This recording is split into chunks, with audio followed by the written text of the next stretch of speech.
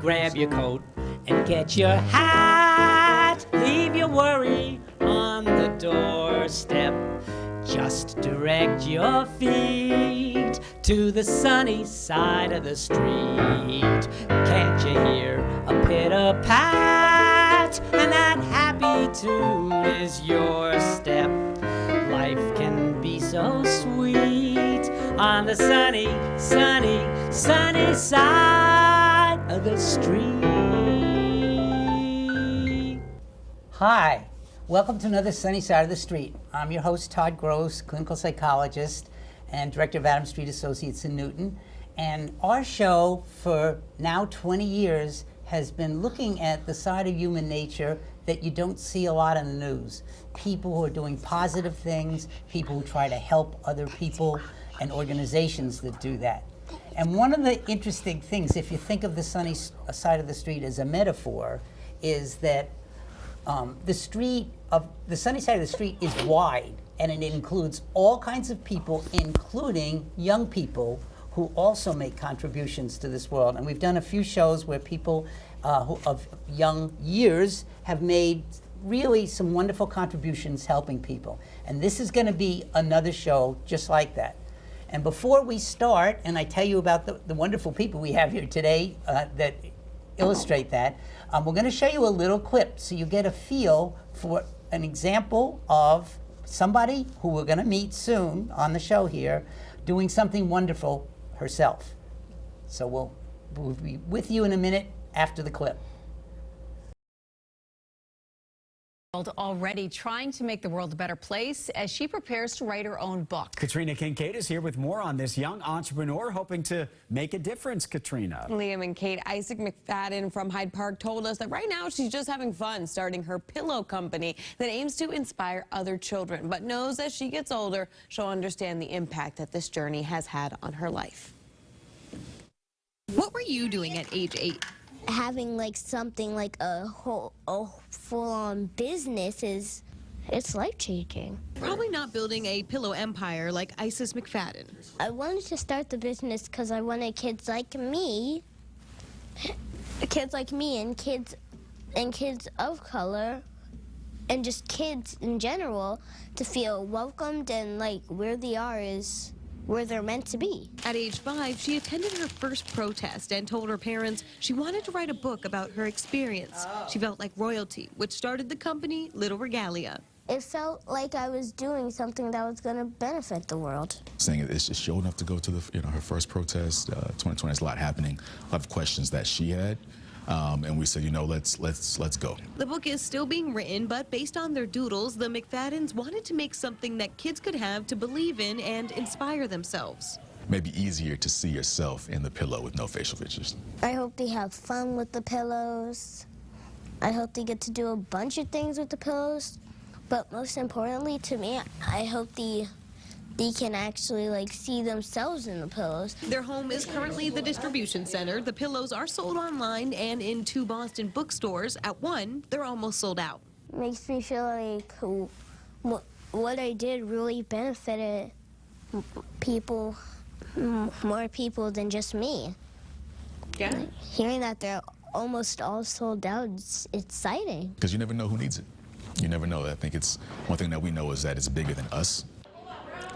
Now, Isis told us that she always hoped to get her pillows in a store, but was still shocked when she saw them in More Than Words bookstore for the first time. Her next goal is to be able to sell enough that she can donate some to local community centers. Katrina Kincaid, WBZ News. Well, that was very inspiring right there. And now I'd like you to meet the people that we were just showing you. On my left is Isis McFadden. How are you doing, Isis? I'm good. How are you? I'm great. I'm glad you're here. And we've got your dad. Yes. And Hello, that's everyone. Joshua. Joshua McFadden. And will you introduce your little one there? Yes, this is Asata McFadden. Say hello, Asata. And hi. How old are you? Say hi. 3. Three. 3. And Morgan. Quiet coyote. Hi. Thanks for having us. We love having you here. And I guess just to get us started, I'm going to ask your mom and dad to tell us a little bit about the family and a little bit about yourself so they know a little bit because there are people behind a young person that does something like this that are pretty wonderful too. So let's start with you, Joshua. Just tell me a little about yourself. Yeah, no, Joshua McFadden, born in Baltimore, raised in Florida, been in Boston for about 10 years. Started my public service journey here in Boston as a community organizer. Community organizer, okay. Caring about the community, which this one does too. Yes, Already. Of course. Yeah, and Morgan, love to hear about you too. Yeah, so Morgan McFadden now. I'm originally from Los Angeles, California. And we actually met in college We did, in undergrad. South Carolina in undergrad. Nice. We went to a HBCU called Benedict College.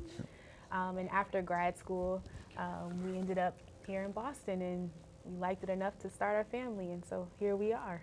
Well, we're glad you're here, definitely. And I guess I want to ask everybody, but I'll start with Isis about this, a little bit about how the idea of the Little Regalia Pillow Company got started. What would you tell us about that? So in 2020, in 2020, my dad took me to my first protest, and during the protest, there were a lot of really mixed emotions, and some of those emotions were the emotions that the people who were killed, who we were doing the protest for, were killed because of their color. Mm-hmm. And then it was a lot for me. And when we got home, we decided to write all of it down in a book. And This was a manuscript. I think we were trying to get your thoughts down. It was a lot for you. I mean, you were 5 at the time. Yeah, that is a lot to have taken that in. It is, and it was so many people marching. It was from Nubian Square to the Common. Uh-huh. And so we went home, wrote down her thoughts about what she was experiencing, and out of the manuscript and out of the book, the illustrations were the pillows. And so instead of waiting for the book to come out, we wanted to actually get something out to really inspire and help other children, maybe facing the same struggle and confusion about what's happening and what's going on. I see. How about the name Little Regalia? Where did that come from? I was curious about that. so the name came from when you say regalia, you kind of hear regal, Yes. regalia, and that's where we got the name from. I don't know where we got little from. Yeah, I think originally it was we were looking to also do kids clothing, so see. to actually live and breathe in royalty. Yeah. And I think at the time, she had many stuffed animals, many plush pillows, but nothing that really empowered her. Yes. She said, I want to do my own plush pillow line. And we said, okay, let's see how this could work. We haven't seen, Yes. seen it before on this level, and we made it happen. So we just took the name. The name was able to easily be transferred into pillows as well, and Yes. looking and seeing yourself in royalty. So we kept the name. All right. So in the future, hopefully, it will be a clothing as well. Yes. So you can actually wear it as well as find comfort in the pillows too. I also would like to ask all of you, starting with you a little bit, what did you hope would happen with the pillow company?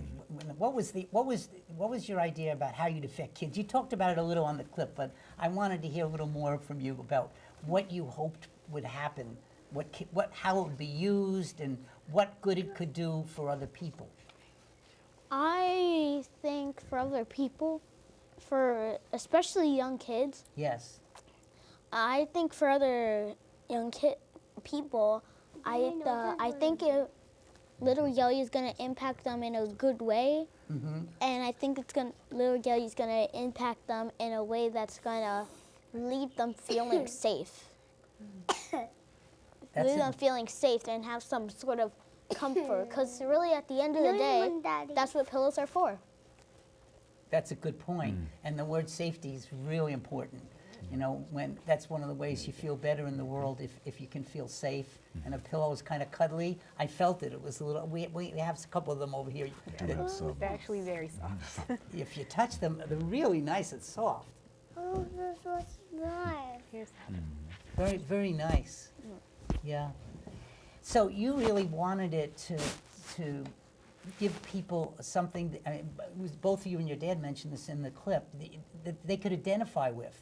And you could play guitar on it. But it does feel really smooth and soft, so that's really nice. Yeah.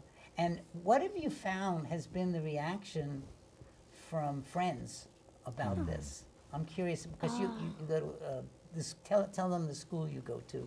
So I go to BB&N, Right. stands for Buckingham, Brown and Nickel. I go to the BB&N lower school, Yeah. and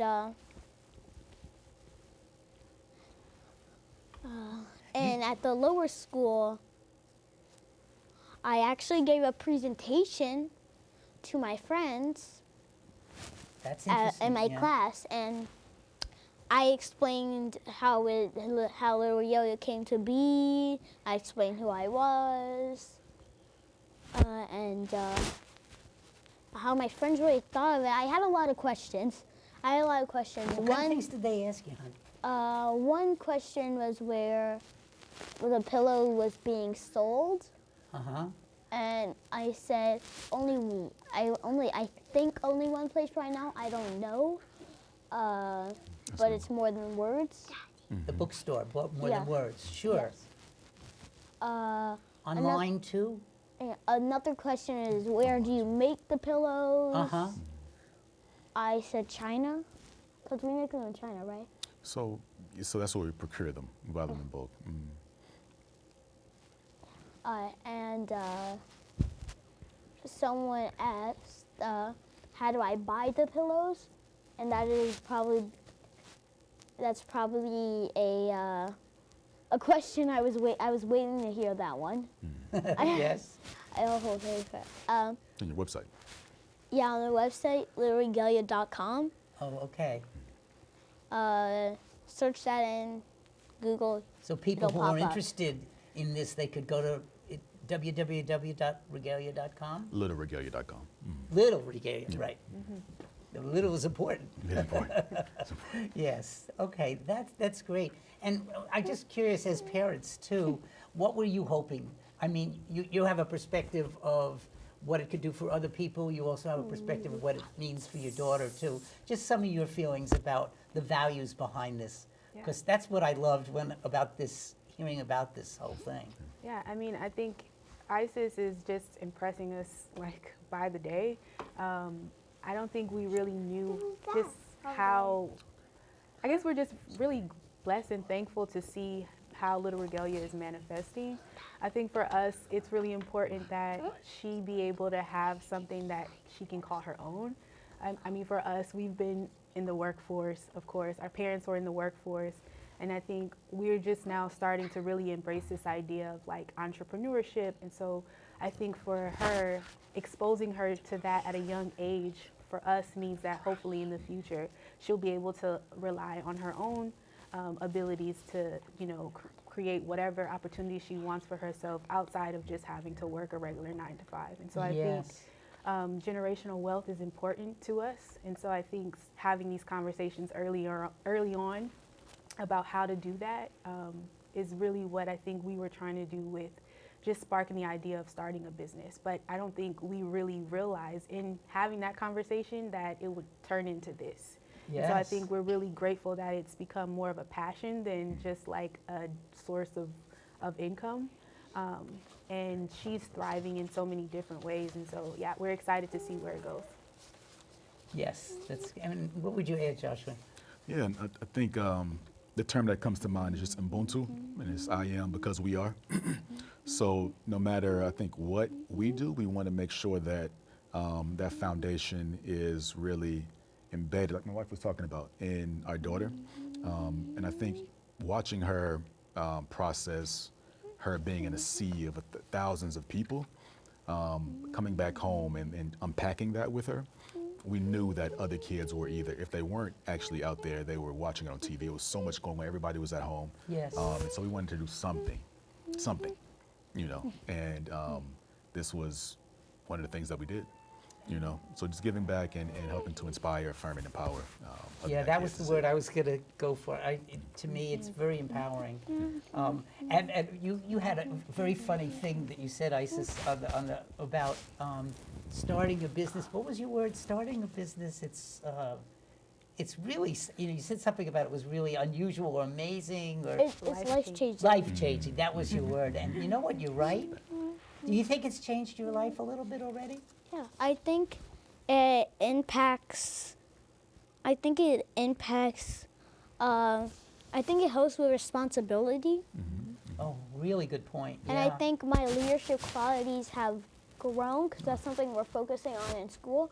I think my leadership qualities have grown. I'm still working on organizational qualities, but I think as I'm doing this business, my organizational skills are going to grow.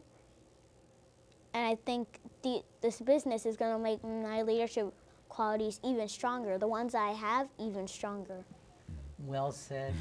And I think for any children that are watching this program, you're a real good model for them that young people can do this.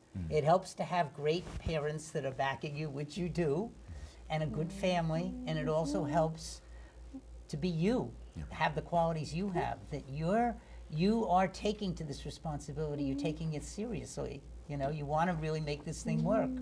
And as you pointed out, you want to be a leader in some ways too. Who knows what you'll be leading in the future, but leadership is a good quality to develop.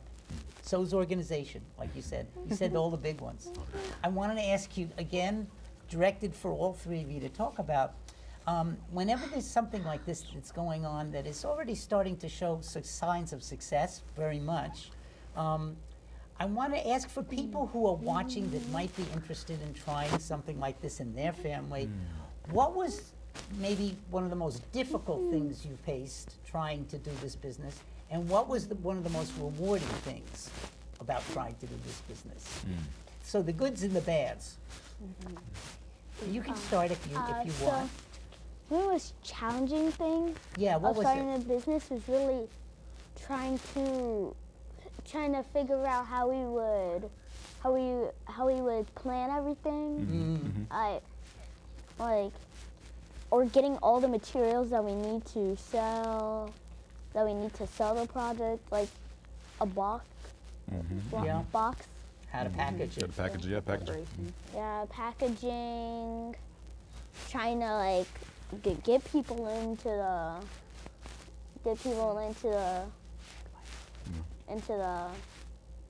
Just into the fold, knowing Yeah. about the business, Get marketing. them aware about it.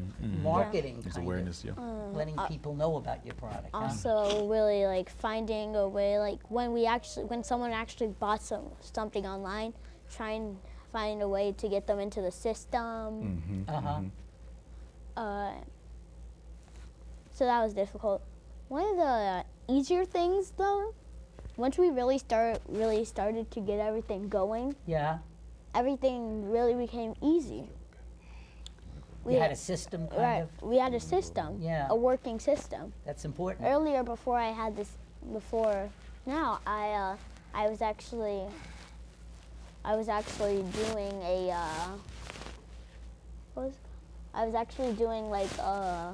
an indoor vending. Oh, yeah, just now. Oh, yeah. What was that like? What happened?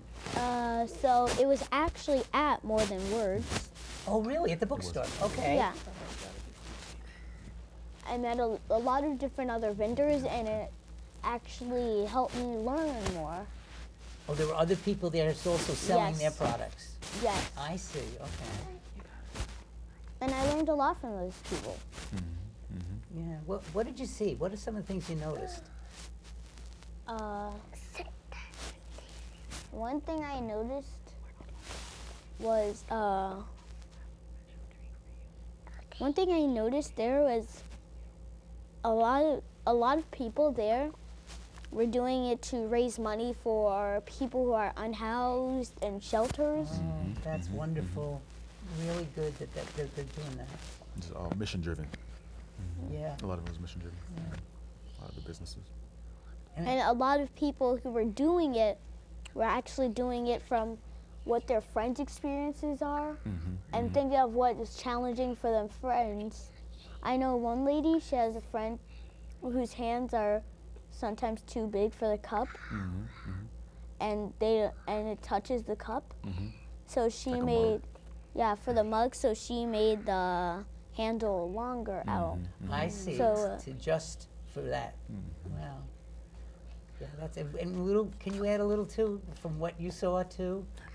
Yeah. Are you saying just in terms of some of our just the pros and cons, pros and don'ts Yeah, from the yeah. business?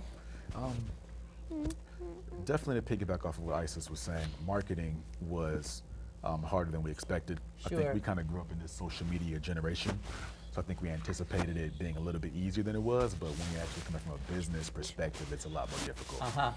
So that, but then also, I think while we were trying to affirm others, I think us being affirmed was difficult as well at that time. And so we would take them to certain brick and mortars, and we would kind of naively expect that folks would be a little more engaging. Yes. You know, and they weren't, and that's okay. You know, that's okay. I think. So You that had to was kind change of your expectations of what it was going to be like. exactly, and we had to change our mindset on who needs this now and where we can go to kind of get this in the water, if you will. You know. I So think that that's was a really, really good point, I think, for so many people who try businesses, that you learn as you go along and you change some of your assumptions and you modify based on what feedback you get. right. Yep. Yeah, that's really interesting. Did you have any experiences where you saw somebody buy the pillow and get really excited?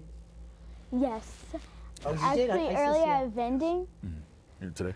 yeah, Yeah, today. That happened? I was really excited. Yeah. I was also excited to see the people. I noticed one thing. I noticed that a lot of people liked the masculine pillow, and that was interesting. But overall, I was really excited every time someone came to get a pillow. Yeah, because I think it comes in waves. At first, Right. it was the feminine pillow that was the big seller. Right. But today, a lot of folks bought the masculine That's version. interesting. Which So is it very interesting. changed. It changed. Hard to today. predict why it would be. Maybe just a function of who's there. I don't know. Yeah, could be. It could be. I was also really excited to see if someone would print a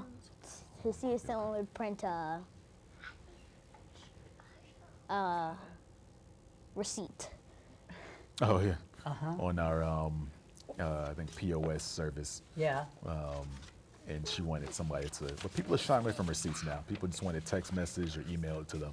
Yeah. Nobody wants the actual physical receipt I do. anymore. But I would say that Yeah. on the flip side, I think I was kind of in relation to what you were saying in terms of the challenges when we were first launching.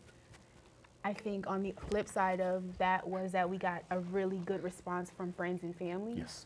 Yeah. that really poured into the business and like bought the pillows, and Oh, they that's would like good. take photos of it, and her like cousins would take pictures of the pictures of the pillows with them in the photo, and I think that really encouraged us to keep going.